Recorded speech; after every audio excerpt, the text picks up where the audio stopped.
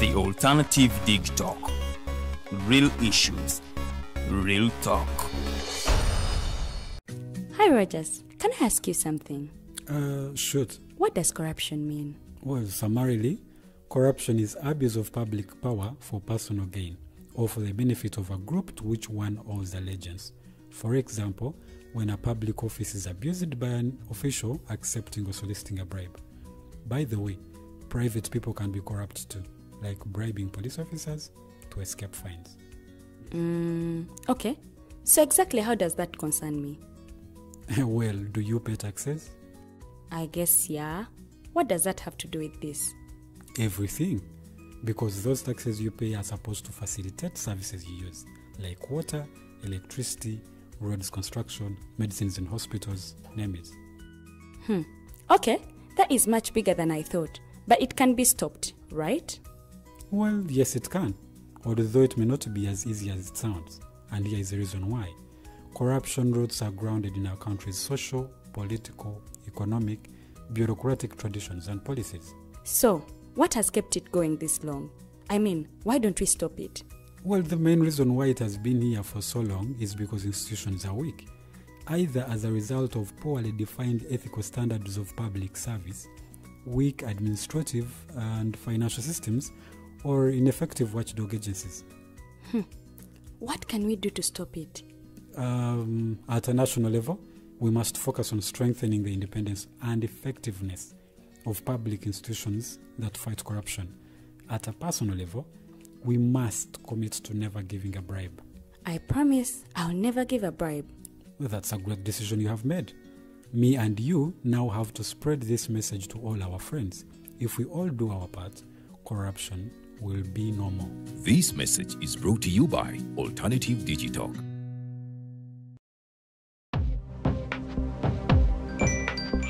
Go to the church, though. Tawali man, what's up? Man, can you imagine people just dump everywhere? Someone drinks water and throws the bottle wherever. Come on, Rogers. What else do you expect people to do with an empty bottle? Simanya now, recorder. Did you know that plastics take at least 450 years to decompose? What? That's a long time. Exactly. Because plastics are made out of a lightweight and flexible material that doesn't decompose easily. And plastics everywhere in the environment cause plastic pollution. What is plastic pollution now? It is the accumulation of plastic waste in the environment, like bottles, polythene bags, straws. All of these contribute to plastic pollution. I have been using them without knowing their effect. Yeah, a lot of people have. Plastics are a danger to the ecosystem, both on land and in water. So how can we overcome this problem? Is there something we can do? Oh yes, we can reduce by minimizing the use of plastics, reuse by repurposing them, or recycle by collecting and processing them into new products. Everyone wants to change the world, but no one wants to change themselves for the world. How about we change our habits for the world? And it starts with me and you. This message is brought to you by Alternative Digital.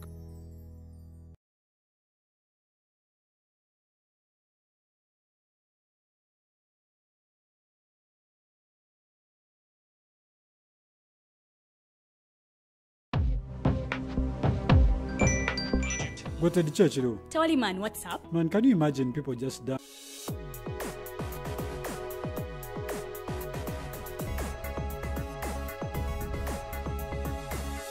The Alternative Dig Talk. Real issues, real talk.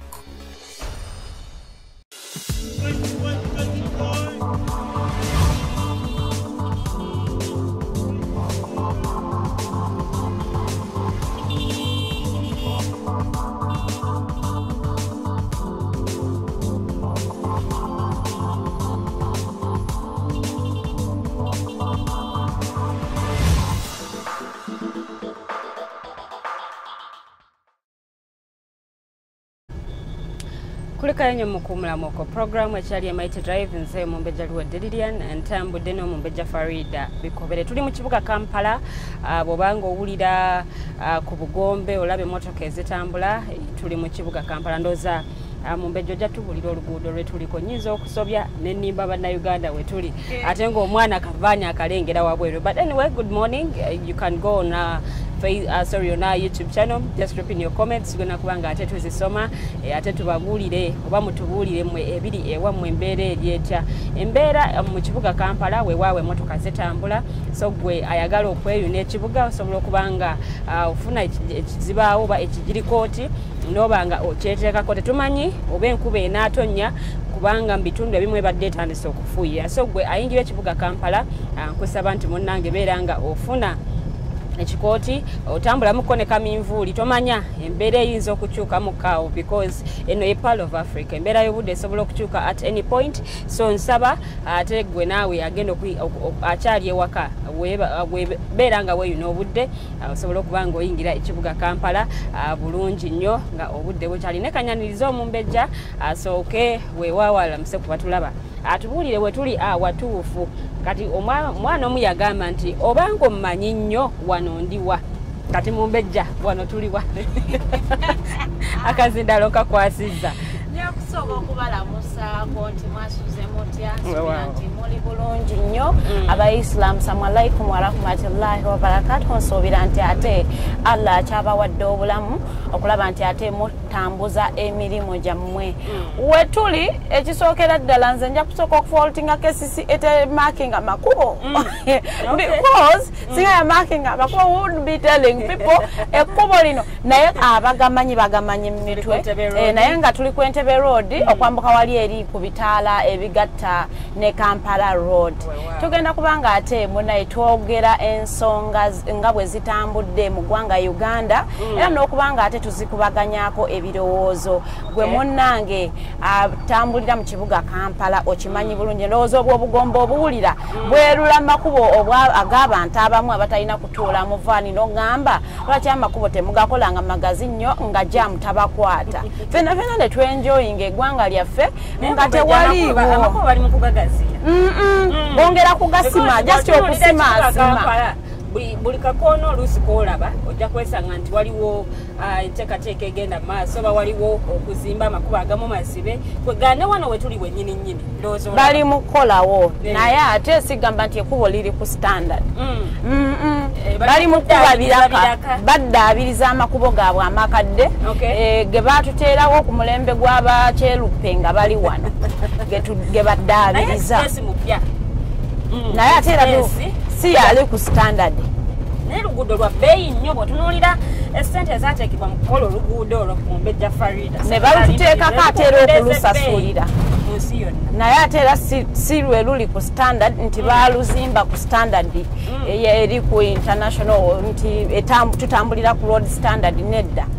Akasente era baakabuzaabuza ne babeerako wekakyama ne bakakozesa ebirala ekitali kintu kirungi nnyo naddala mu nkola ey'emirimu gya gavumenti. Njagala okubategeeza nti nze ntudde wano eno nga human rights defender, so as I am airing out my opinions, don't attach them kuba nti munnamawulire. No, I am here as an activist and a human rights defender, so I am giving my opinions as an activist. Okay, welcome to the show. Mumbejja Farida Bikobere. Tuli mu kutambula ffenna, tuli mu kugenda mukulaba nti tubatuusako sheeno nga tuli mu kkubo okubalambutsa ekibuga Kampala nga bwe kitunula embeera nga bweri abakedde okukola bakedde abeeyuna amakubo bageeyuna abali ku boda ate abali mu taxi namwe tubatumiddeko nnyo. Gwe munnange asobodde okulaba ng'olaba kadroni kaffe osobola otuwuubirako noga nti munnange mbalabye teekayo comment ogambe nti mbalabye nga muyita wano. Tomanya ate naffe obulungi mulala tujja kuyimirira waawo tumulamuseeko atubuulire nga bw'alaba ebintu nga bwe bimutambulira mu ggwanga lye ng'ekibuga Kampala bwe kitambula. Naye Mumbejja nga tetunnabagenda mu nsonga bakubaganya birowoozo ku mulamu gonna olwaleero otandikidde kusiiga ekifaananyi embeera y'ekibuga nga bweri. Naye ate no munnange KCCF dengayo nekugamba nti munnange sente zebafuna ntono tezisobola kubanga zikola amakubo gonna. Ojjukira twalina exhibition ya eraga ekibuga Kampala nga bwe kiri amakubo nga bwe gali erinnya na buli wamu. What do you think needs to be done? Kyetaaga okuba nga kitereezebwa because technical yeemulugunya oba oliawo kuba ku bano technical yo egamba nti esente ezijja ntono but nze njagala okukkiriza nti nno bwe zibanga esente ezijja ntono wabeerayo priorities nti nomanya nti esente ezizze katuwe kino priority because kyekisinga okubanga kyetaagisibwa abantu abangi ennyo but also to remind you nti institutions za wane e Uganda lufuuse kati luyimba buli institution egamba tebatuwa sente nyingi tebatuwa apart from amajago gote gakabangako kubeera underfunded naye institutions ezisinga obungi bavaayo aŋambye maje abapoliisi balina ebizibu byabwe bye bataagala tuboogerereko bagamba you leave us with our problems we are not complaining and we also decided to leave their problems to them because they're not complaining because they're not complaining and they don't want us to talk about them yet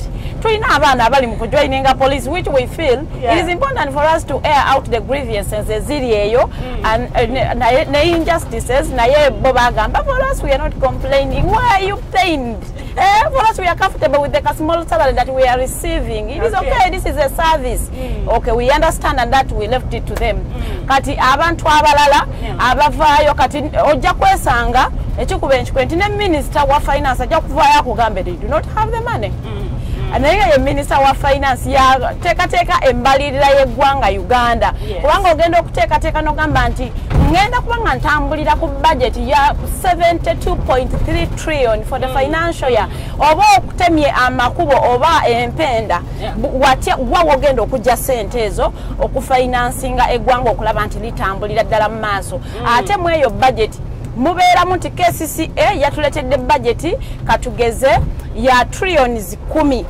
ne tubasalako ne tugamba nti kino ne kino ne kino tetujja sobola kukifunding in this financial because sente ziriwo mugende neno budget so it is imperative of KCCA okuvaayo negamba nti batuwadde sente bweziti what is priority ne bavaayo ne batukolera amakubo ne badimarketing amakubo this is one way this is two way because bagenzi wano bagenda batandise okufininga abantu okubanga naye amakubo tegali named amakubo tekuli bupande omuntu bwaba yakatandika okuvuga because byawukana baba bakuvuga you don't pay attention driver yabafaayo nnyo kati ogenda okufuna akamotoka ko otomera wanu wejo badde tolina kuyinga kale nale nobanga okoze kitali kituufu exactly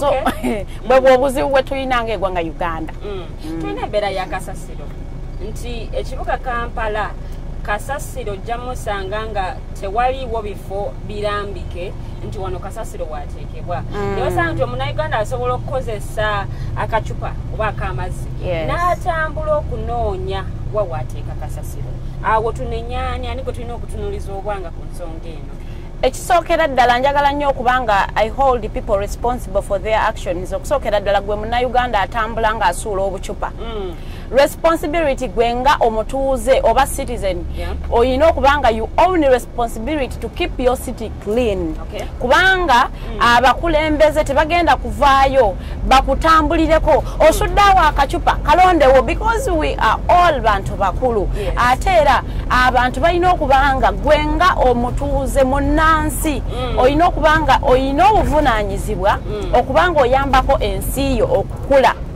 ebintu ebiraga nti ensi eri mu kukula kubanga eyina ebibuga ebiyonjo nga tosobola kubanga otambula ng'osanga kasasiro everywhere so abannayuganda balina okubanga beetikka obuvunaanyizibwa okubanga bakuuma ebifo byabwe nga biyonjo bw'oba togenda kusobola kubanga otambula n'akacupako mu nsawo wooguze amazzi tuula nywa amazzi go olekewo akacupa because oyo wedduuka ayina kasasiro ayina dustbin mwosobola okukasuka akacupa ako bw'oba ng'oli ku bwangu bw'omala okunywa amazzi go teeka akacupako mu nsawo till wona findinga awantu awali dustbin mwosobola okuteeka akacupa ako ensonga lwaki tulaba nti Kampala efulaadinga nnyo everywhere it rains yadde for 2 hours is because emyala gye tuyina mitono nnyo ate mu butono bwagyo abantu ne bakasukamu ebisasiro kati enkuba egenda okutonnya ng'emyala gino gyazibikira nosanga nti the whole city is flooding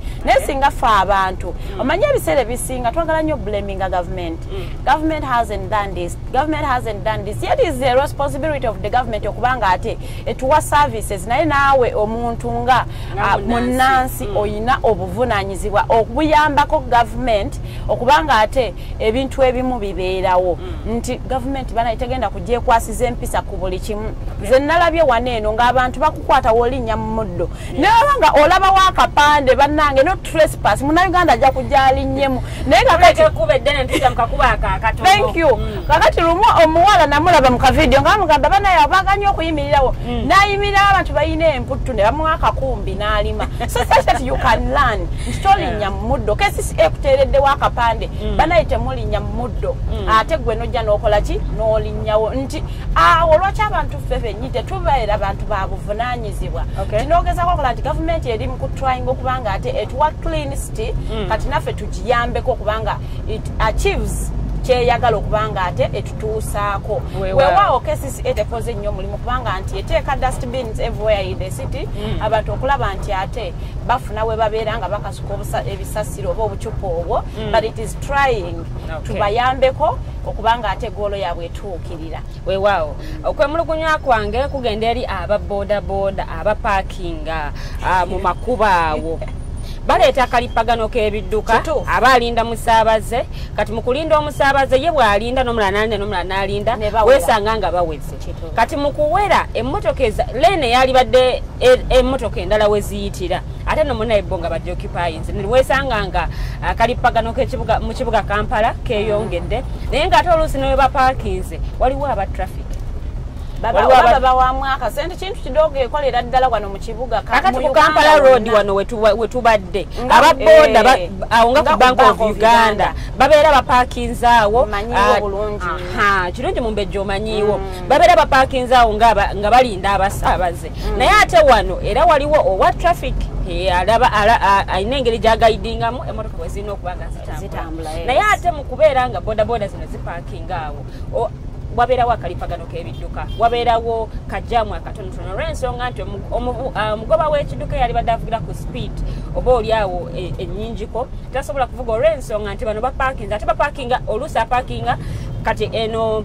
ekyennyumanyuma kino nekisigalira ddala mu kkubo kale kwegala emmotoka debulwa ate weeyitira mu meja lina kyoyongera awo obuzibu tujja kubanga ate tubutunuuliza aba traffic tebali mu kukola mulimu gwe basaanidde kukola because ffe nga bannayuganda tusuubira nti waliwo obuvunaanyizibwa alina okuba nga abutuukiriza kati ate kyewuunyisa nnyo nti owa poliisi waali ababoda bakoze bye baagala nga tebagambiddwako and everything is going on normally nga tebalabawo kizibu kyonna aba traffic nze ndowooza nti basusse okuba nga bakwata mutwalo 15 afande ndeka mbeerewo ntikkirewo because ne woolaba no loading no offloading ojja kusangawo emmotoka eloadinga olw'ensonga nti bamuwaddeyo 5 afande ndeka nfunjewo abantu bange so singa ekyo nno kigendera ddala lwansonga nti tebaweebwa musaala mulungi naye olw'ensonga nti batugamba the issues tuzireke balyoke tetujja kubaleka ate nga bali ku makubo nga tebali mukola ate mulimu gwe tubasuubiramu naye ate ku mulundi guno bajeti yaabwe era yeeyongeddeko tunuulira security good governance and rule of law bali mu trillion mwenda nambirira 9.9 so katusuubire nti embeera z'abasirikale zigenda kubanga zeterezewo oba zigenda kubanga zikolebwako naye mumbejja updates zaffe ziwunzise n'ensonga ekwata ku byenjigiriza ensonga y'abasomesa b'amasomo ga arts okubanga bateeka wansi ebikola nga baga nti munnange ensonga zaabwe tezinnaba kubanga zikwatibwako bulungi oba gavumenti tezikutte bulungi ensonga y'omusaala okuba nti omusaala gwe bafuna mutonoko ku bannaabwe abasomesa amasomo ga sciences ate nga president yeyasalawo omusaala gw'abasomesa ba sciences gube nga gulinnyisibwa aba arts bacomplaininga abo nno nze mbasekeredde kubanga tewaliyo gavumenti eno kyegenda kukola newe banekalakasa abaana basomye obusomesa bangi nnyo ate era minisita wa education sirowooza nti afaayo nnyo ku basomesa ba arts kubanga singa yali afaayo kyali kyakwongera kuwa moral basomesa ba sciences n'okwongera okusomesa abaana ani yamugamba nti baali tebalina moral ani yamugamba nti abasomesa ba sciences baali tebalina moral oba abaana abakola sciences ennamba si nnene nnyo kubanga n'abaana abakola sciences batono so kyekyo gavumenti kyali mu kulwanako okulaba nti n'ennamba y'abasawo yeeyongerako nze ndowooza nti ekisookera ddala omuntu gwe tulina nga minisita wa education ndowooza takutte ssente tabudgetinze nnyo for research mu education sector kubanga singa ya budgetingira research department eyo okulaba nsonga ki lwaki abaana tebali mu kwetanira nnyo masomo ga sciences as compared to arts yandibadde akizuula bulungi nnyo nti it is not about salary. It is about ebintu ebyetaagisa okubanga abaana basoma sciences ebitaliimu mu masomero nti omwana ne bw'anaaba ayagala kukola chemistry yetalabangako na test tube asomye from senior 1 up to senior 4 and they are going for practicals babibaleetera nga mugenda kukola bibuuzo yaga this is a test tube you are going to use it in the laboratory nga babyewoze sinakindi amasomero agamu tegalina na laboratories nga they move you from one school gw'osomedde ogenda kusomera eddala eriyina laboratory if they had invested in research as the Ministry of Education they would understand nti ebizibu ebiri mu education it is not about salary abintu bingi nnyo oba challenges nyingi nnyo eziri mu education sector nga ekisinga obukulu ye nga minisita kyeyalaba si musaala yasoosowaza akasonga akatono nnyo n'aleka ate ensonga ez'omuzinzi nti amasomero agasinga tegayina bikozesebwa they don't have textbooks kakati ne bwonoowa omusomesa wa science miliyoni 3 naye nga omwana gw'asomesa talina byagenda kumusomesezaako still toyina kyosolovinze okusiza omuntu omu n'oleka ate millions of students nga basafaringa ate nga kyandibadde kirungi nnyo n'agamba nti olw'okubanga twagazisa abaana okusoma sciences zino tugenda kubanga ate tustockinga school laboratories and libraries abaana bano babeere nga balina access to scholastic materials ezibayambako mu kusoma kwabwe but unfortunately nga education sector bwe tugimanyi nga bweri mu kutambula nti baalaba nti bagenda tuleeta new curriculum of which they have failed to implement at A level ate omwana asoma new curriculum ku O level n'addayo mu A level n'asoma old curriculum and then you wonder bwanatuka ku university what exactly is at the university so there is a lot of mess in the Ministry of Education that needs to be cleared. Yatugumiza Minister Kasaija nti weewaawo waliwo ssente eziri allocated eri abagenda okulaba nti bakola curriculum eno ya A-level. Unfortunately obuzibu bwa Minister of Kasaija that the man that we see and look at and admire ate era nga ennaku zino yasinze n'okutrendinga in terms of memes ye muntu asinga okwogera obulimba. He is someone who tells lies and the public will accept and all things will not be implemented ate era ensi negenda maaso. So you remember yali mu parliament agamba Uganda's economy is at that time yali eyambuse ne COVID najja so COVID we yatu hitting nga ne tubanga tuli mu middle income state tatugenda kuba tukakayo.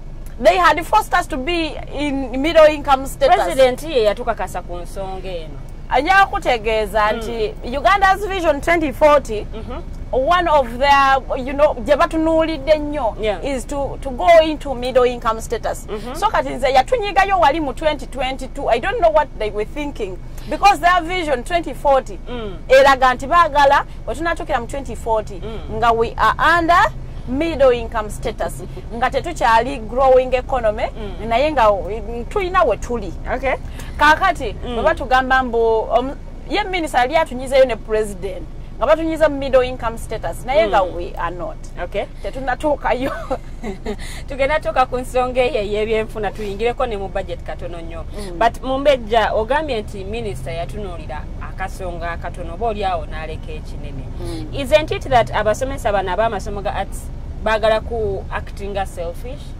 because embeera nga bweri neggwanga nga bwe liri mu byenfuna ne baba nga ate bo basituse okutukiza obuto akeediimo kaabwe nyensonga gye baagala okusinga okukolako nsonga ya musaala.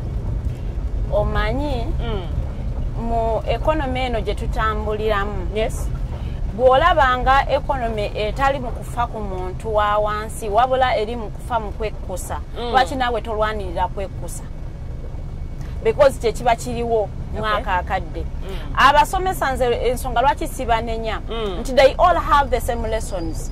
Sigamba mbu omusomesa wa sciences alina extra lessons mbu ensonga lwaki bamwongera omusaala no abo abasomesa bonna balina same lessons ate balina bakolera mu same syllabus bakozesa ebintu byebimu so for them to come out an advocate for salary increment nze sibayinaako obuzibu bwonna olw'ensonga nti Minister wa Education yakireeta singa yakola salary increment for all teachers yadde nga bali yali basosowaza n'abawa ennyingi naye ne bano n'abongeza tetutwalibadde tetulaba kyetuli mu kulaba saawa eno obanga tetukyexperiencinga but the fact that they implement things be babadde bamuwadde obuwi nga tebasose kulaba the impact kakati saawa eno they will implement and then face the impact and now go and revise kakati kyebagenda okukola saawa eno. That is what we are facing. Kyekugambye nti they need to invest so much in research to understand policies zebali mu implementing ne repercussions zayo oba implications. Singa ba investing so much in research tujja kubanga ebintu ebisinga tubiwona naye obuzibu bwa wano nti wabeerawo omuntu atuula n'alaba nti kati wano wenkiisaawo nsobola okulyako percentage bweti so they will come up n'ekintu bwe kityo ng'eyaleeta seat belts teekako yambala omusipi wetukusanga n'emmotoka nga temuli musipi oba yali asuubudde emisipi gye nga gyaddiba so buli omu n'agula emisipi kabameka bakatuyimirizaawo nti okuba tucekinga oba tusibye emisipi oba tetugisibye so someone will just come up with an idea okubanga naye afunamu mu government which is nze sikiraba mu buzibu because government ekikoze bwetyo nti buli omu anoonya gaapu waalira n'alya because ye government gye tulina yakulya everyone is going kulya so let them also basabe balye because it is the government that we have. Kale katwogereko katono nnyo ku nsonga eya budget.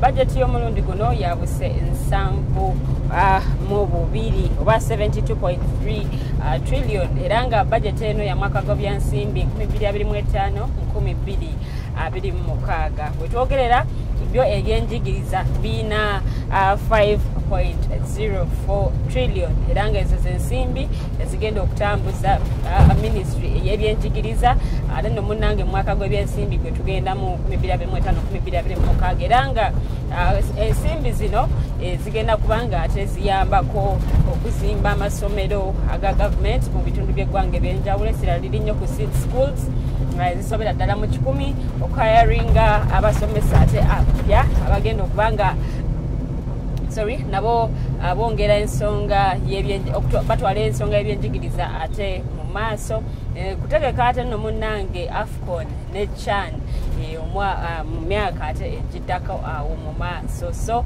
ensonga eyo nno bwetyo bweri naye nga omulamwa oba theme y'omulundi guno eri kukuba nti they are going to fully monetize Uganda's economy munnange nga bayita ate mu byobulimi science ne teknologiya munnange n'oku-expanding and broadening services digital transformation and market access. The question is omulamwa guno oba theme y'omulundi guno feasible tunasobola okutuuka waawo by'ebyobulimi bye bagenda oyitamu byaweereddwa ssente mme biri mu kase kalamba kati nga bye bagenda okuyitamu okubanga ate tukuza economy yaffe tugende mu middle income status naye nga ate byaweereddwa akasente bwe kati biri mu trillion namba naye mwami omu Major retired Wichbola yagamba nti mwe just mutunuulidde ku nsonga yakuba nti ssente ziri tangible ziteereddwa mu byobulimi naye munteekateeka nga zino nga PDM ensimbi ziyisiddwayo ne zigenda mu byobulimi kubanga PDM erina trillion namba emyoga giina billion 10 enteekateeka eno eya grow balina obuwumbi 200. Omanyi initiatives za government ezo bwozisanga n'ozisoma on paper oba n'osanga omuntu wa NRM nga azinnyonnyola olabira ddala initiatives ennungi ennyo naye implementation yazo gwe bukyanga PDM ejja omanyi abantu 2-3 okuleka bano president baatulaga ababo bomanyi bosobola ogenda n'omukwatako ku mukono nti ono nze manyi yafuna sente za PDM era aziganyiddwamu ninayo anko wange yazifuna newankubadde nga kyatwalamu akabanga babatambuza ne babatambuza wano nawali naye yazifuna ali kiboga eyo aziganuddwamu aganyuddwamu nani njagaladdemu bulungi ayagamba aganyuddwamu kubanga yazifuna agulamu obubizzi weewaawo sinamanya kati saawa zino nkukya bwali naye what I gathered was that he got the money. oyinza okwesanga nti esente ziteereddwa mu PDM a quarter of it tezigenda tuka ku bantu zigenda kubeeranga bazeesigaliza abo abatuusa services to the people. Singa initiatives za government eno zeteekawo okulaba nti ate ziyambako abantu manyi nabalabanga bagamba nti bagala kubanga ate by improving a household income nti omuntu asobola okubanga ayingizaawo ko kasente which is a good thing naye ate ebintu ebyo batuteekerawo ebisinga tebituuka ku bantu nti they are good initiatives naye implementation ebulamu nosona olw'ensonga eyo and the government knows, the president knows nti ebintu bino abimanyi bulungi nnyo nti abantu balya ssente and he can't do nothing because bantu be. Those are his people. Atete twalaba waneno IGG nga tugamba nti the corrupt officials bugogenda okubanonyereza nga they are behind the president is back. That means they are backed by the president, or else nti ne bwe mbalopa the president cannot do anything about them because they are his people. Kawe tulaba ano omukyala Sise Namuju ne speaker wa parliament walabyeko budget ya speaker wa parliament ne deputy speaker and the Lord who is opposing the government. Their budgets zisingira ddala budget ze bawadde amalwaliro agasinga waneno mu Uganda. Kubanga speaker budget ye yennyini eri ku 19 billion. Zisingira ddala budget kubanga twalabya amalwaliro agasinga gali ku 10 billion, 12 billion, 9 billion. Naye nga office ya speaker ne deputy speaker we nga budget ziri waggulu nnyo. So nze njagala okutegeeza nti yo government nga yo ebyo ebiteekawo on paper. I don't think they have the will okulaba nga ate bakuza economy y'eggwanga Uganda because if they did bali badde basooka kulaba nga ate basoka kujjamu abo abantu be bali mu kusongako the corrupt officials because every year batuleetera eyo audit report ne batugamba munnange esente zabulira mu corruption sente bweziti ekitegeeza nti omuntu avuddeyo n'amanya omuwendo ogwagenda mu corruption amanyi ababba because how can you identify them ezabbibwa nga tomanyi yabba yes then amanyi wezibulankanyizibwa so kutusongerako ku bantu nti bano babba sente bweziti ne bweziti kubanga IGG atekwa kubanga abamanyi gwe mulimo gwogumusasuza kutunoonyeza ababbi era ababbi abo bwabafuna bakolebwako nothing because yatugamba taina authority abantu abamu bali backed by the president. Those are her statements. The president azenga atugumya nti ensonga y'obuli bw'enguzi bagikolako n'amaanyi era mu 10-point program za NRM ennyingo namba 7 yeyogera ku corruption and misuse of power. Zezimu kwezo zebakakasa okulaba nti omenyereyo instance emu president bwe yavaayo n'akwasa ensonga y'obuli bw'enguzi n'amaanyi menya yeemu bweti misuse of government funds zinze jengendo okuwaako yali nsonga ya mabaati nagajja taking political action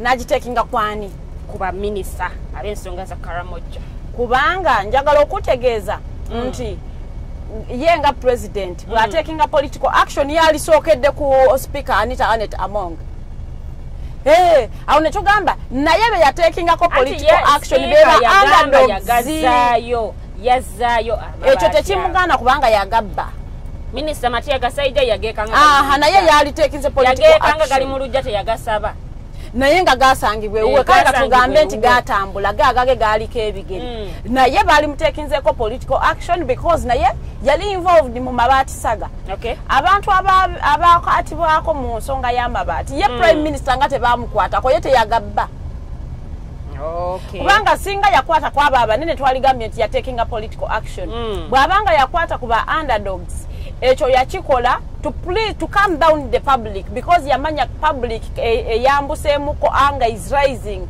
nakakati waneeno okubanga ate nzikakanya abantu nina okubaako bensacrificinga. So in a government they will sacrifice these ones were just sacrificed. Yes, those ones were sacrificed. Okulaba nti bakaminga down atenga aba sacrificingibwa. They are not the initiators of the theft. Babera just involved anawe twala kusibe batwala amanji. kubanga otunulira abantu abatwala amabaati amangi abasibe batwala amangi prime minister gwe balisookeddeko okukwata kubanga yasingira ddala okutwala amabaati amangi ne speaker wa parliament gattako ne minister wa finance abo bakyalina mu bifo byabwe teboogerwako ng'ate they are coming back mu 2026 so talina nnyo kye yakola. Okusiba bano tewaliwo nnyo impact. There was no impact at all. Kati we abasiba amabaati ne bagagula ne bagazaayo e Karamoja was the initiative, the initial intention of the mabaati fulfilled ng'amaze okusiba bano. The intention died. Era ne kigenderwa ne kikomaawo. So kyonna kye yakola I don't think it was for the people. Just yayagala kukaminga omanyi bannayuganda tuva nnyo mangu ku bintu bwabeerako ne kaakoze kati nga bwe twava ku basise namuju terimanyira musango gwabwe guli naye nga tebabba sente mpitirivu nnyo omukyala wangajja n'avaayo n'amulumiza bannange omukyala yali ampeeka okuba nga nyongeza mu budget. What has the government done? Tuli awo and bannayuganda we moved on. So yakimanya nti bwe naakwatayo omu babiri ne mbawaayo public nemanya nti ndi mu kukola bajja kivaako and yes he was right twakivaako. But do you believe this government in a will of fighting corruption? They do not have the will. They have never had. They will never have. They do not have. They have never had, and they will never have the will to fight corruption. Kubanga government yeno erina nnyo omanyi omuntu abeera n'ekintu nti fa abakola government yeno so they do as they wish. But Uganda baji owninga it is like it is theirs. So byonna bye bakola bola bakola ababba bye babba twala ba president yennyini wanene ekolo nagamba you leave my thieves for as long as they still and investing in Uganda.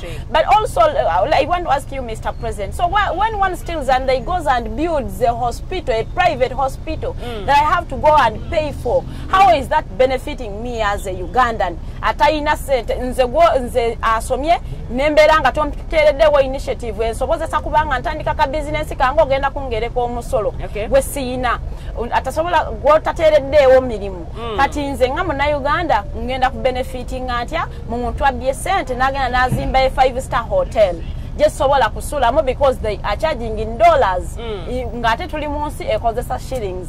Nze nga Munnayuganda ngenda ku benefiting antya mu minister wa education yabbye sente za sector enamba nagenda nazimba amasomero ge nagateeka ku standard of which I have to pay 5 million omwana wange okusomerayo. How am I going to benefit? Ebyo byonna bya you leave my thieves. There is no will. President Jaina okubanga ate a benefiting Uganda obanga fighting corruption. Ebyo byonna abeerawo okuwuddisa abantu as a politician remember tugamba politics atambulira nnyo ku bulimba. If as long as you lie and you make your lie believable jakulimba abantu bakikkirize you lie. Weewaawo ensonga za budget nga tuziyiseeyiseemuko kwayo bwetu okusobola okulaba nti tumenyamenya omukobo gwe Munnayuganda bwandetaze okubanga ate okumanya tugenda kuba ensonga eyo tugivaako.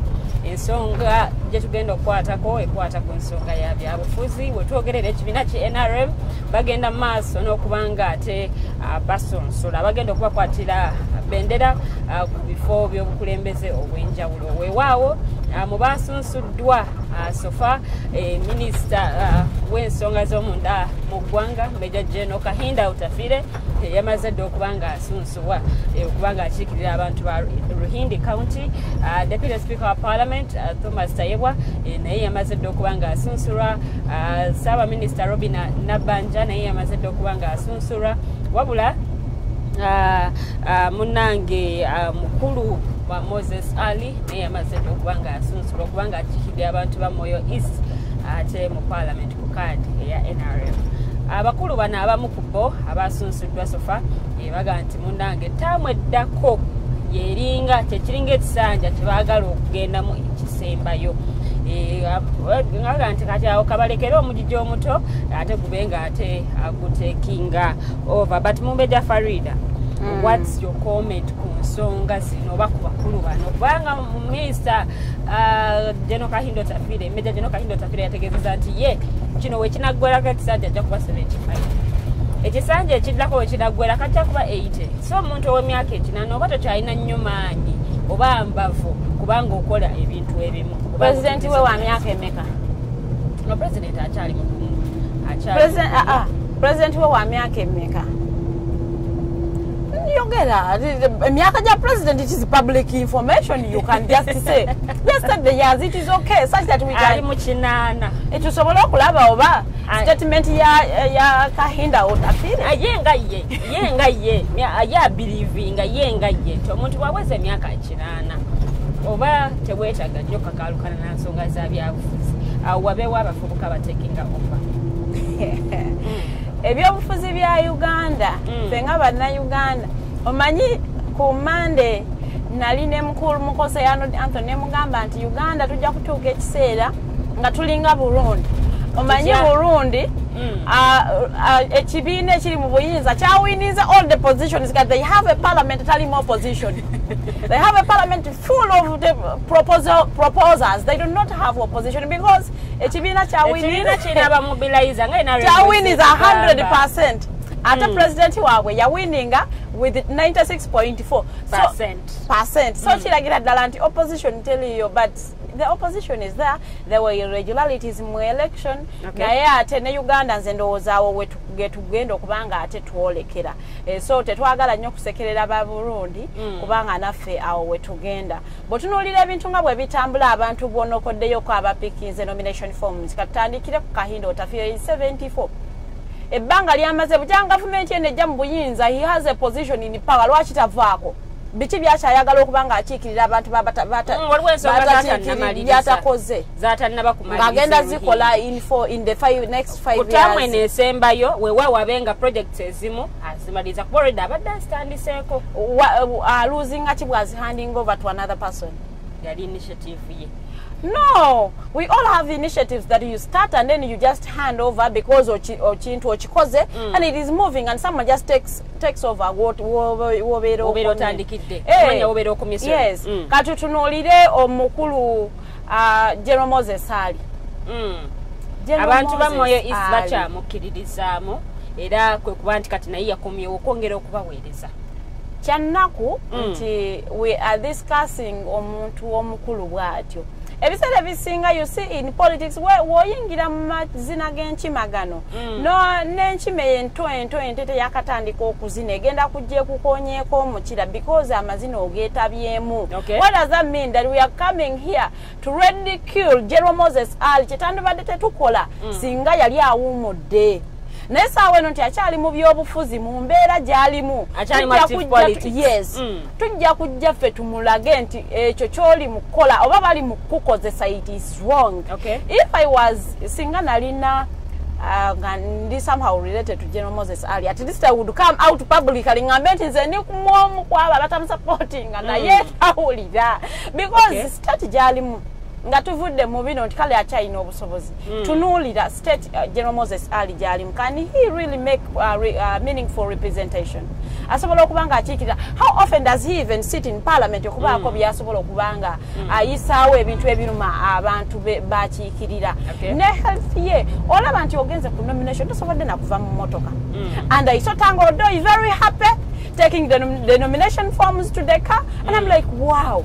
So Uganda awo wetutuuse nti as a political party you cannot sit abantu bonti yadde munango lago China interest but as a party fetula abantu nanti abantu bakyamukiririza they believe akyasobola okubaweereza abantu bamoyo isibaga nti ono ye wafa akyali n'obusobozi bakyamulabamu embavu ekyo bakijje ku kyokugamba nti abantu be bakyamukiririzaamu abantu be bennyini bebogereza. Do you know Lillian osobola okukeera ku makya no gamba nti zebana Kampala bansabye njije mbakiikirire nofuna yawo bakadaideyi bantu 10 no batunuza mu kamera Ferihiyani gwe twagala yategera nsonga z'abana Kampala no gamba anza abantu be bansabye ze nabadde sagala kubakiikirira naye abantu bansabye njije mbakiikirire. The same also can happen wali General Moses Ali nti ajja kufuna abamulya mu ngalo. Mu politics tumanyi nti wali aba bakola middle card politics as long as ompe ekyokulya nja kuyisizaawo kyoyagala kiyitewo nti alina be yasasudde okujja kugamba fe omusajja waffe tukyamwagala bakyamwagala atayogera abagamba ki ne bategeera nti ayagala kubasaba bululu because ebiseera byetuse tumulaba as in he is fighting to speak. Tetuwulira nkako kigambo kyekivaamu bukyanga electoral process netandika tumulaba in public places but he does not speak. Agenda kola chi meaningful representation. so abantu bwe bati abakuliridde bave mu byobufuzi babere wali they can go and enjoy their life mu farms zaabwe maka gaabwe they have stolen sieno buchanga bayingira that man buchanga government yene taking a power he's in power acha kyagenda okufuna bwabanga akyalina abantu abamukiririza I want to believe akyasobola okuweereza bannayuganda takyasobola Prime Minister Robin Nabanja yagambye nti ekakumira eyo ensonga y'amazzi amayonjo badde bagikwasiza maanyi kati balinga ku bitundu 7.2 ku buli 100 so the 27 ene ekyabulayo sorry 28 ekyabulayo okulaba nti batuka ku 10% ayagala agituukirize ne mutamu enaabeerezeeko yensonga lwaki ayagala abankyala ekakumiro badde bamuwe obwesige addeyo mu parliament asobole okulaba nti ensonga y'amazzi amayonjo agituukiriza gweno Lilian nkusaasidde bw'obanga gwe tokimanyi nti bannabyabufuzi basuubiza ebintu nga babimanyi nti constituencies zaabwe ze beetaaga ate bwe batuka mu buyinza ne batabikola omukyala Prime Minister Robin Nabanja mwagalako kimu nti she's a very good mobilizer so mobilizing abantu okubaako kyayagala okuyisaawo also si kintu kyangu nti omuntu asobola okuba nga akola mobilization ye it is her capacities era tukimusiima ku lwekyo naye bw'aba nga akoledde bannakakumiro bamuwe omanyi I do not want to come here to the campaign abantu abamu naye waliwo betugenda okubanga twogerako because bakuliridde and we all see nti tebajja kusobola kubanga ate bakolera abantu baabwe mu bifo bye bali okwesimba mugeza nga Jero Moses Ali oyo ye singa electoral commission emuyisa ne munominatinga ne mutwala mu kalulu awo nja kumanya nti government eno temwagala eyagala afe because we know the pressure that comes with elections and given his state tumanyi nti pressure yinza okumutta before even obulwadde obumuluma okumutta yes a team gyakolagana nayo oba oli awo eri mu kumuyambako kati atefe tiimu gyakola nayo si yegenda okurepresenting abantu that team will not enter parliament tiimu gyakola nayo ate ye nga ye General Moses Ali he's not a disabled person nti ajja kufuna omuntu gwayingira naye parliament mbwa anze ono anyambako he's not a disabled person muntu mulamu just ayina bulwadde bumuluma nti ye nga ye in his conscience ayina okutegeera nti sikyalina maanyi gasobola kukiikirira abantu okubeera nti weerekereza kyabuntu werekereze nti mu state gyendi musijja kusobola kukiikirira abantu bange but also it is very possible nti waliwo abamulya mu ngalo abamusindiikiriza neera ne tukimanyiko nti abantu abaludde mu buyinza they cannot imagine themselves out of power nga takyayina mafuta ga gavumenti nga takyayina ezo services ezimuweebwa kubeera nga azifuna ku bwereere so for that reason abasinga beeremeza mu buyinza kugeza nga maama wange Kadaage Kamuli she wouldn't be coming back but given her the status we all see she isn't okay obukulembera abantu okumala emyaka 36 mama Kadaga akulembera bannakamuli on an affirmative seat affirmative action. If I ask you right honorable speaker Kadaga, what was the importance, what was the initial importance of affirmative action? You see, it was to empower young girls kubanga they take part mu politics in the national politics. Nega kati gwe bw'otuula ku affirmative seat n'ogyeremezaako for 36 years ng'okyaliko ate n'oyagala ate era okomewo you want to be in that affirmative seat for 40 years. She believes akyalina amaanyi, akyalina if she believes akyalina amaanyi agende ku direct seat. For us we have no problem. For her I have a problem. Nti akozesa affirmative seat nalowoozesa abantu nti akyalina amaanyi. Let her go for a direct seat. Ekifo akiveemu. We want to see another girl being empowered, taking advantage of government initiatives.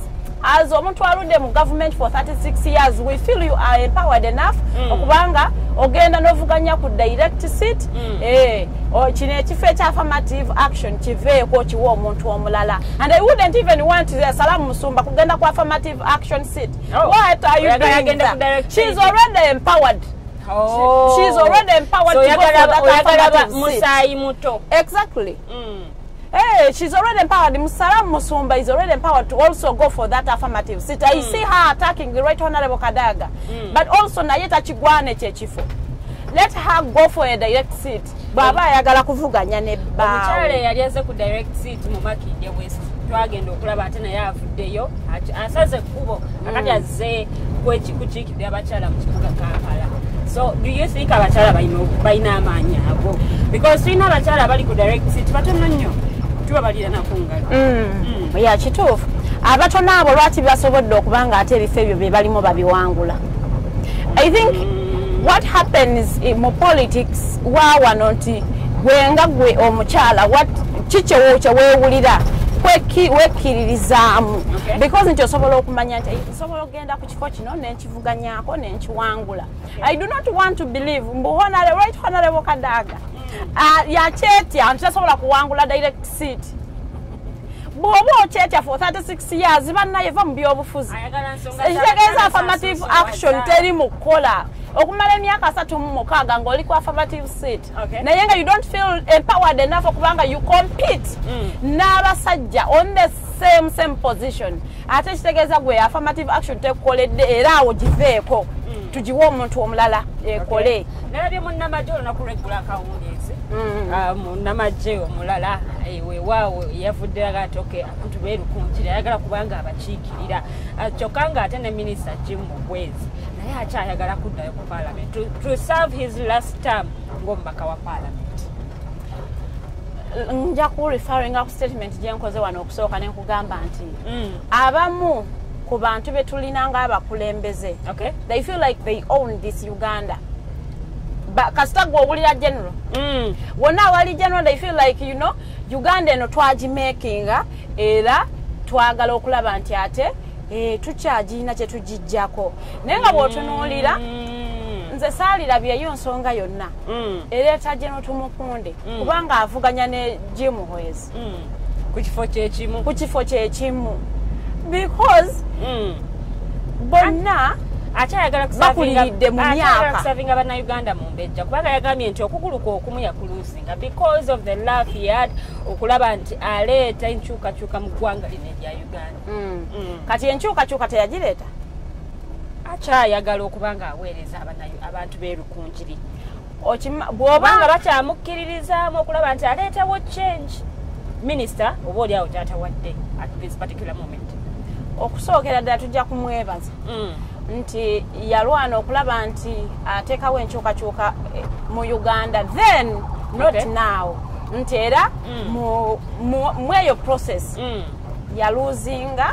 yaluuzingirako ki okugulu kwe but also ekyo talina kubanga ate akikozesa okubanga ate akikozesa nga leverage okulaba nti ayagala bannayuganda bamuweeki bamuwe akalulu oba obukulembeze olw'ensonga nti bwe yali alwana okuleetawo enkyukakyuka mu Uganda yakola ki yaluzinga okugulu kwe. It is unfortunate that he lost his leg but also he shouldn't be using it okulaba nga ate atukola ki akowasinga bannayuganda to vote for him. Weewaawo ku ddakiika 39 ezakayita ku ssaawa 3 ez'amakya g'olunaku olwaleero tuli ku Kampala Road program ekyali ya Mighty Drive okusobola okulaba nti tukuweereza tuli ku kkubo kuno okwongera okuwa ekkubo nga bwe litambula ebigenda maaso mu kkubo. Weewaawo aba traffic we bali ku nguudo okulaba nti ebyentambula bitambulira ddala bulungi nnyo abakozesa amakubo bagakozesa bulungi nnyo. Weewaawo nekyendagadde nti bannayuganda bakeeze ennaku zino mu mbejja bannayuganda bakeeze era nga bonna bafuba okulaba nti bakyusa obulamu bwabwe bakeera bagenda kukola ki bayingira mu kibuga kukola abamu bagenda ku mirimu gyabwe abalina ofiisi bagenda abagenda mu butale bagenda. Weewaawo kiraga nti ekonomi yaffe ejja kukula ffenna kyetwagala ekule. Ensonga tukyali ku za byabufuzi tutunuulidde nga tuveeko mu NRM tugendeko mu kibiina ki NUP olunaku olweggulo baadde ne press conference yasokedde ddala after the delegates conference ne bongera otukakasa nti munnange eno yali delegates conference era ne banjula abakulembeze abajja oba abalondebwa ku bifo weewaawo ebyobukulembeze obw'enjawulo nanga omukulu Habibu Buwembo obwa National Mobilizer weewaawo ekifo ekyo kakati yakikwasaganya ng'ate chairman Nyanzi ye yasindikibwa kubanga handlinga ensonga z'ebweru w'eggwanga newakubadde nga waliwo omwami omu yagamba nti omwami ono akyabulamu ku nsonga za diplomasi naga nti ayinza obutahandlinga ensonga ezo mu butuufu bwazo but Mumbejja wabadde ku kitebe olunaku lw'eggulo.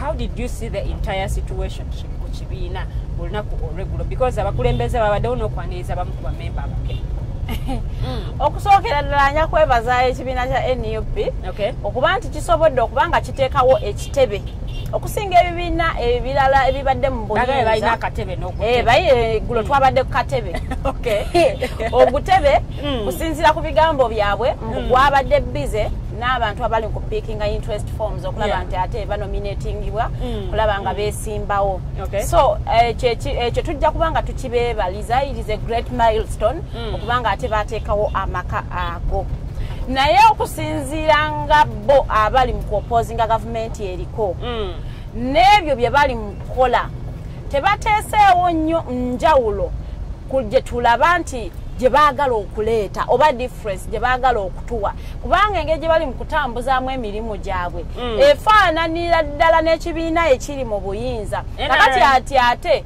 bwe mubanga muli mu kukola emirimu egyo nga mukyali mu opposition ekyo no kaba kabonera akalaga nti bwe munaabeera mu buyinza you are going to be worse okusingako nze nabalabye wano eno nga bali mu kudefendinga their delegates conference kubanga nabaddeyo ku kitebe nga badefendinga their delegates conference nga bagamba nti era yali mu mateeka nnyo era ffe waliwo order etambula mbu kooti yawadde order mbutebeerako kyetukyusa mu constitution yaffe neffe twagala okubategeeza nti twakoledde mu mateeka era nga delegates yaffe yabadde mu mateeka okusookera ddala bannayuganda njagala okubategeeza nti bwe tuba tuwagira ebibiina bino kibeere nga kirungi nnyo okulaba nga tugoyinga through their documents ze batambulizaako emirimu gyabwe nti bagenda kukugamba ffe nga constitution y'ekibiina etugamba bweti naye njaga kubategeeza nti constitution y'ekibiina gye baakoleddemu erambika nti bakyatambulira ku UNRP si NUP so kati bwe banavaayo munnayuganda omunagenda mu mateeka mu kooti nagamba banaye kati tumanyi mweba UNRP oba mweba NUP bajja gamba kati eyo gavumenti ye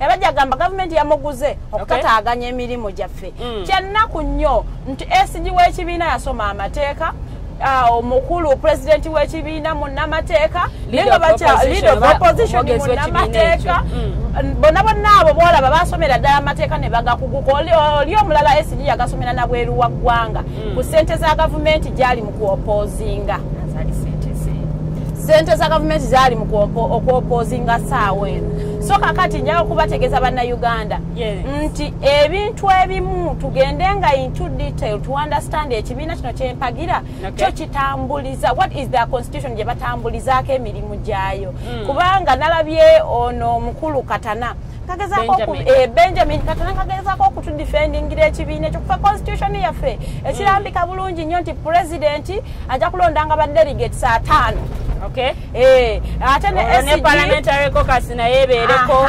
ereete badelegates 5 ate ne neeke ereete bonna bali ku neeke babeere badelegates ne baboodi abakulira obukiiko ate nze ndikuwaka abavubuka ate nze ndikuwaka abakyala nabo babeere badelegates ati watunuulira kibiina ekigamba nti it is a mass party, it is a people power party kibiina ky'abantu nga mwalina badelegates 127 it is a shame anti kakati bo kati ze simanyi obuyinza obwaweebwa party president bwebwa okuba nti naye yalonda abamu kubagenda ku delegates conference eno yasalawo alina kulonda abantu 5 kusinzira ku constitution yaabwe naye gye beewakanya gye bagambye nti batambulidde constitution enkadde ya Kibalama gye ya failinga kuki mu electoral commission yagamba nti tebalina kubanga eyaabwe gye bawaayo mu isi tenabeera gazete kitegeeza nti batambulira ku nkadde ya Kibalama era mbikibwa bulungi nnyo nti constitution gye batambulirako ya UNRP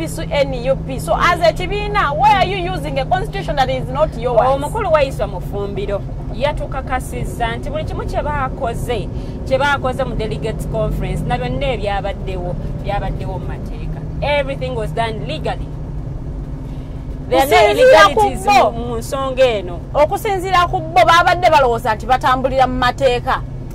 Only to get, to get surprised nti ate constitution ebadde batambulirako tenabeera gazetted, which means ebeera teri lawful kubanga mugikoleramu emirimu, mugikoleramu activities kubanga east eba tenajja approvinga. So kino kigumaaza zonna eziba zakoleddwa mu eyo constitution singa baba bakyesibyeko nti gye batambulizamu ziba nkyamu. So n'abakulembeze abapya bonna bintu byakoleddwa mu bukyamu. Kisobokera ddala omuntu okugenda mu kooti n'ateekayo omusango bonna ne babayiwa ne bajja nga independent singa baba basaasidde nnyo okubaleka okubanga bavu.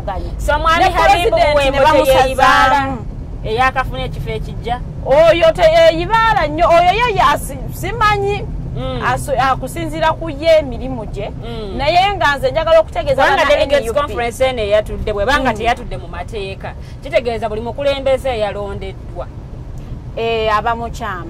abamukyamu naye nze njagala okutegeeza nti bavuddeyo ne bategeeza mpu bakoledde mu constitution yaabwe ate bagenza okibalaga nti constitution gye mwogerako nti gye mwakoleddemu mbu mwawa president obuyinza alondenga ba delegates 5 ne SG ne muwa obuyinza alondenga ba delegates 5 tenabeera gazetted by EC. That means temuyina kugikozesa babati awo ne bajjukira nti twakoledde mu ya Kibalama. There is a constitution that is atala gye bakkiririzaamu bayina eyaabwe andi kati bwabanga bakoledde mweri that means erije tulina okutwala kati ye constitution y'ekibiina of which singa bakoledde mweri nga nabo bakikkiriza ne bafaayo ne bagamba nti kituufu twakoledde mu constitution enkadde ekitegeeza they are operating as UNRP kubanga erimu constitution ya UNRP not NUP naye ate bano bonna so there is confusion as a party. It is unfortunate nti balina balawyers abatawaddeeyo nnyo but a president is secretary general bannamateeka.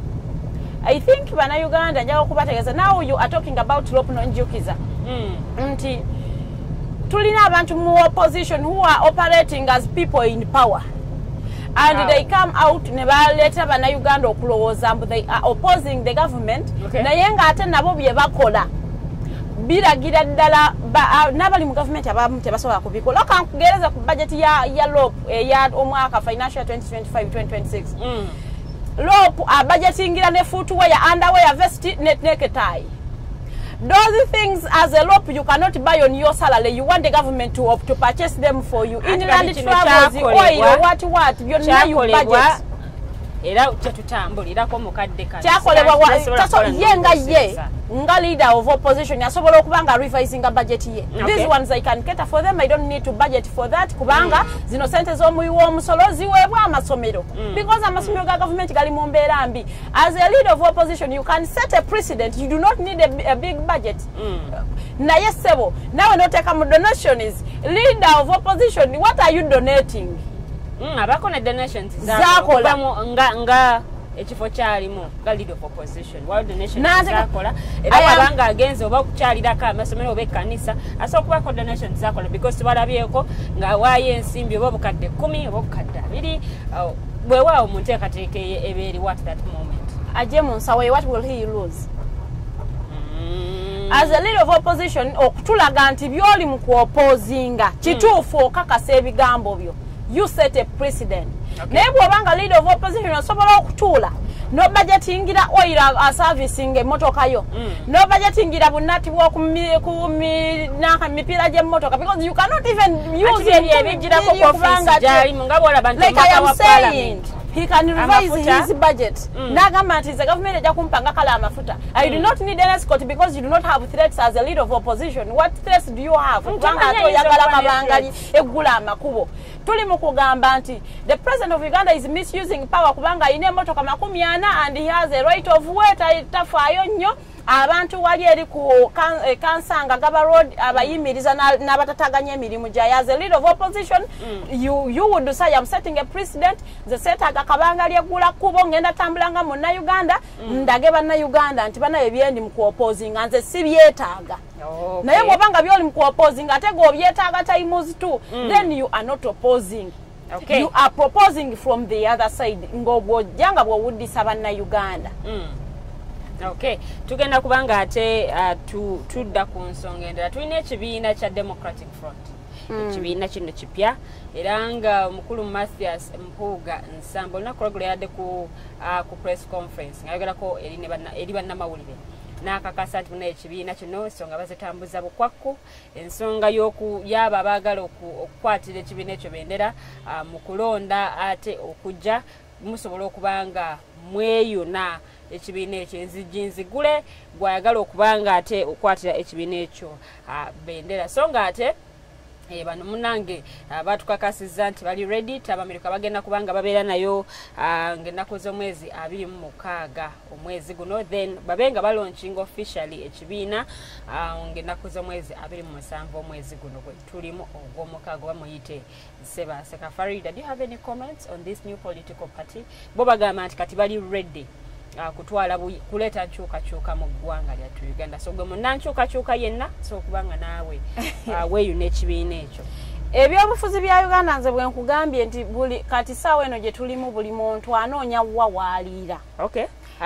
Statement yange tezebuzi kubanga bw'otunulira Honorable Mpuuga tewali baddewo nsonga nnye mutandisiza kibiina kipya because there are other political parties who would join singa awulira nti there were injustices in NUP nti oba yavunaanibwa mu bukyamu yali badde atandika okubanga agenda mu kibiina ekirala tannafuna political party yonna. Away from that bw'otunulira abatandise ekibiina kino the founders of DF eyeyubudde obweyubuzi bebamu ku bo abatandika NUP muli Mabike muli Sam Mukakulubega anti gye batandika nakyo kirabikanga oba oli awo ekikyuse ne kino bwe kinakyuka nga badde eri ebbali nga bakikubanga ate bagenda batandika ekirala is politics twabalabako abo nno ku PFT nga bagamba era ffe tutandisa PFT eno olw'ensonga tubadde tulaga obutali bumativu mu people power batuyisa bubi nnyo. What happened with PFT? Ne bavaayo ne bagenda ne bakola Holy Alliance. I do not know what happened with Holy Alliance. We are now gwali mukago tutunulira PFT gwali mukago okutaba ebibiina ebiri ku opposition ne bamala okulaba nti gwataba byatabagana bulunye bikwatagana kati ne bagenda ne bakola omulalo ogwa Holy Alliance. Holy Alliance awali balese ne need on board kwaliko Jema DP block wewawo nga Honorable Mao DP block tadi recognizing bw'otunuulira abakulembeze abo batandise ekibiina ekyo nti baagala nnyo wali gonja waakalira singa basindikirizibwa okuvaawo bajja kudduka bagende batandika ekyabwe baagala nnyo wano nga bebakwata ssente bebazibudgetingira singa wabeerawo omuntu abasindikiriza ati agwe beera eno awo nga bavaawo nga bagenda bakola ekyabwe which is a good thing nadala nga tuze mu byobufuzi kyova nkugambye tulina ba milk politicians bo batunuulira bwe baliira singa abatafunye waaliira awange ekintu akisuula ng'agenda atandikawo ekikye. It is unfortunate nti ate omukulu Mpuuga atandise okuplayinga politics bw'atyo singa ensonga y'ebitaano eyo tewagiteekako ate kutandika kibiina kya twalikiriza nti esente ezo kale tewazirya intentional naye ate oba otandise n'ekibiina ekirala ate awo kituleetera okukkiriza nti kituufu akasiima ako wakeewa nga ate tewalina kukeewa. Service award wasn't, it wasn't meant to be given. Naye yaweebwa mu mateeka kooti bwe yarulinga ku nsonga eno nti yaweebwa mu bo bagifuna mu mateeka. Since when has court ruled in favor of the people? Court za wano zisalawo kubanga zisanyusaako abantu ne zisalawo kale leero tetujja basanyusa.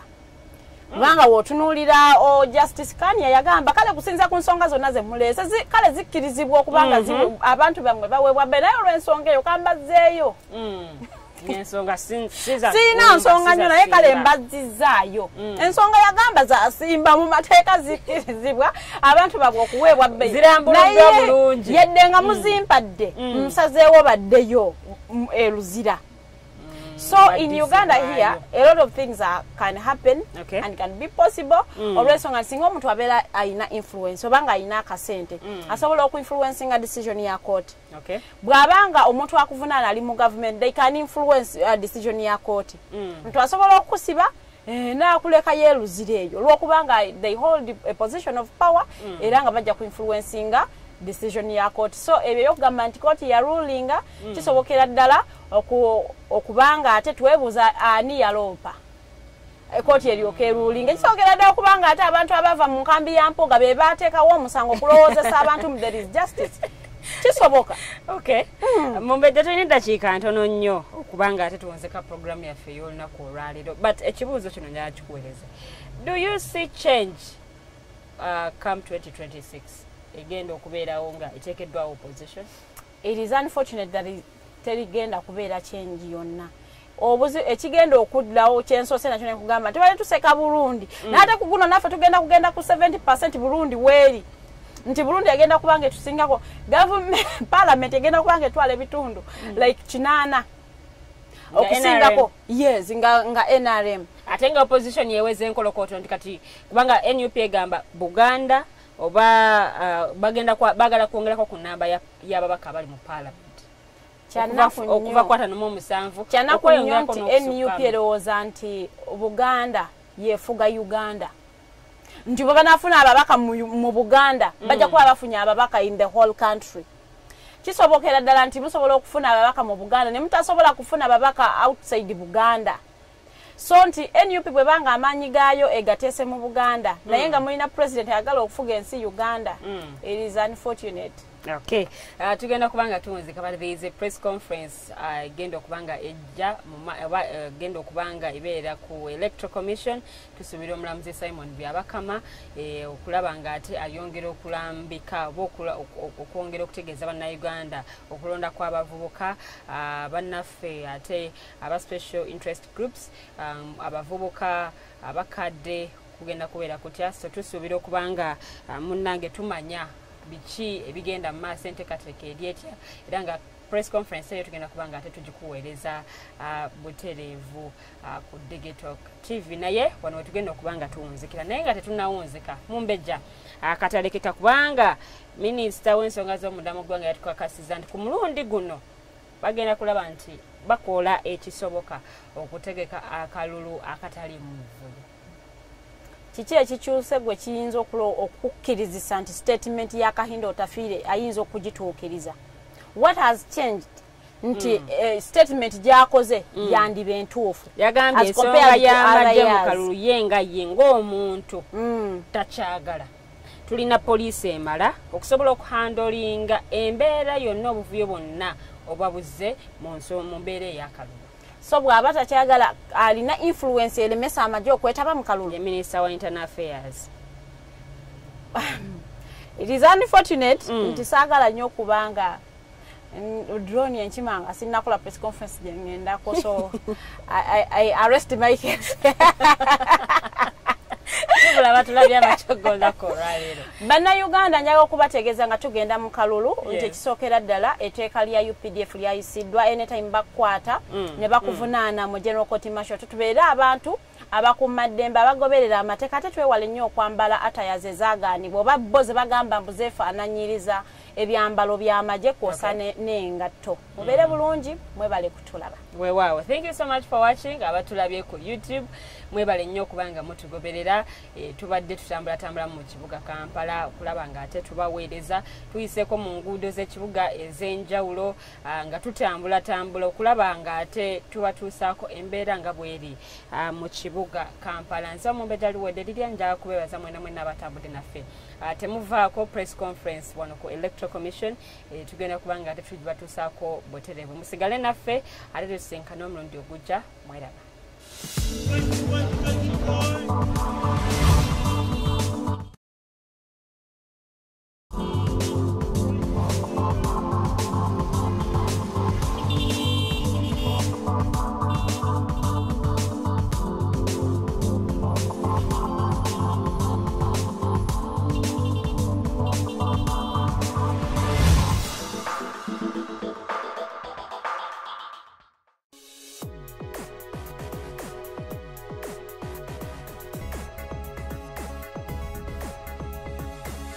The Alternative Dig Talk. Real issues, real talk.